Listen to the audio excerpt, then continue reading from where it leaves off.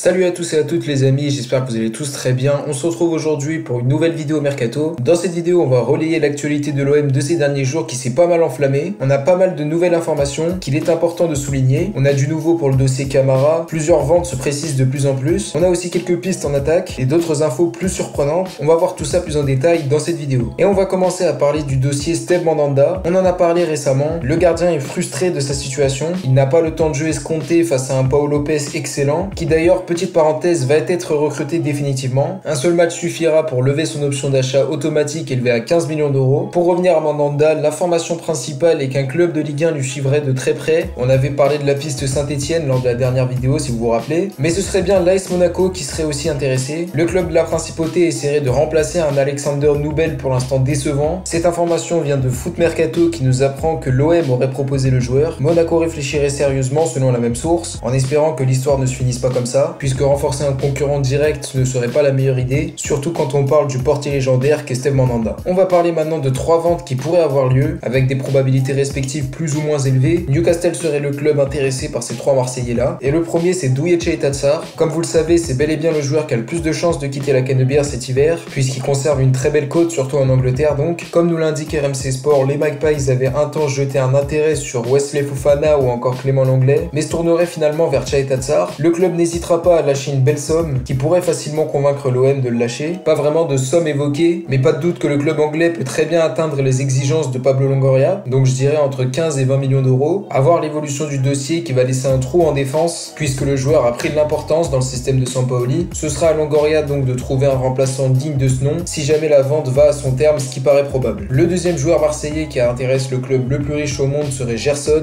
Comme nous l'explique la source anglaise Sky Sport, le club anglais aurait manifesté son intérêt pour le milieu brésilien, information qui paraît plus ou moins étonnante vu que le joueur vient d'arriver à Marseille il y a à peine 6 mois, une vente qui paraît beaucoup moins probable que celle de Tatsar, mais un intérêt est bel et bien présent si on en croit les informations de cette source. À voir l'évolution d'un dossier qui semble déjà scellé, tant la probabilité de voir partir le joueur est très faible. Après bien sûr ça reste le club le plus riche au monde, mais ça m'étonnerait qu'ils viennent sortir 60-70 millions pour un joueur qui pour l'instant ne les vaut pas. Le troisième joueur que Newcastle pisterait est l'incontournable Boubacar Kamara. Le club, toujours dans l'idée de se renforcer, serait prêt à poser 12 millions d'euros. C'est ce que nous apprenait le journal The Sun hier. Cette offre quasiment irrefusable avait pour but d'écarter tous les éventuels concurrents sur le dossier, jusqu'à ce que Manchester United vienne chambouler tous les plans des Magpies et propose au club phocéen la même somme, soit 12 millions d'euros, mais rajoute dans le deal un joueur qui n'est d'autre que Anthony Martial. Le buteur l'a fait savoir à son coach, il souhaite changer d'air et vite, il n'a plus vraiment de temps de jeu et les Red Devils souhaiteraient s'en débarrasser. C'est pour ça que pour contrer Newcastle, Manchester proposerait d'inclure ce joueur dans la transaction et prêter 6 mois à Martial, une proposition qui va sûrement faire réfléchir Longoria quand on connaît la qualité de ce joueur, tandis que je suis pas si sûr que ça que Newcastle puisse sortir une offre aussi intéressante, à voir l'évolution du dossier qui très vite tourne en faveur de Man United et qui permet à l'OM de s'en sortir pas si mal que ça au final. Toujours du côté des buteurs, on va parler d'Arkadiusz Milik. Dans la dernière vidéo Mercato, j'avais dit que le joueur n'était pas intransférable, qu'il attirait les convoitises et que si une bonne offre venait à parvenir, elle serait acceptée. Cet été, on avait parlé de la Juventus qui s'intéressait fortement au buteur polonais et il se pourrait bien que le club turinois revienne à la charge cet hiver. C'est en tout cas ce que nous apprend Tuto Sport qui nous indique que Milik n'est pas le seul sur la shortlist d'Allegri. On a du Cavani, on a du Aubameyang et même du Martial. Pas vraiment sûr que le polonais soit une piste prioritaire donc, mais ce qui est sûr c'est que ce sera moins cher que ces joueurs-là. À voir l'évolution d'un dossier qui paraît donc indécis, exactement comme en été. Dario Benedetto, l'attaquant argentin de l'OM prêté à Elche, pourrait voir son prêt cassé plus vite que prévu. Comme nous indique le journaliste César Luis Merto, un retour de Benedetto à Boca prend de plus en plus forme. Le club espagnol n'est pas contre, l'OM pourrait toucher entre 3 et 4 millions d'euros, alors que l'attaquant lui ne serait plus dans les plans de Sampaoli. À voir l'évolution d'un dossier qui pourrait faire du bien à nos finances, comme celui menant à Jordan Amavi qui pourrait quitter l'OM très vite aussi, sachant que le latéral gauche a été proposé à plusieurs écuries qui réfléchissent à voir la suite des événements. On va parler maintenant des nouvelles pistes qui ont fait surface, et la première mène à un jeune prodige japonais évoluant au poste de milieu offensif et se nommant Ryotaro Araki. L'OM serait intéressé par son profil plutôt technique et décrit comme une future star dans son pays, même s'il faut faire attention un petit peu à tout ça. Ses stats de la saison passée sont en tout cas très bonnes, 10 buts et 3 passes décisives. Il est valorisé à 550 000 euros sur Transfer Market, ce qui est très faible, d'autant plus que son contrat prend fin dans 1 an. L'OM a une carte à jouer pour un dossier qui sera très peu coûteux s'il vient à être concrétisé, et je pense que ça peut être une très bonne idée. il n'y a pas vraiment de risque puisque comme on vient de le dire, le prix est très faible. On peut pourquoi pas directement le prêter pour qu'il s'aguerrisse, avoir l'évolution d'un dossier que je valide donc. Donc voilà les amis, c'est déjà la fin de cette vidéo. N'hésitez pas à me dire si vous a plu en commentaire. Donnez-moi votre avis sur les différentes pistes dont on a parlé dans cette vidéo. On se retrouve très vite. D'ici là, prenez soin de vous. C'était Kalash. Ciao à tous.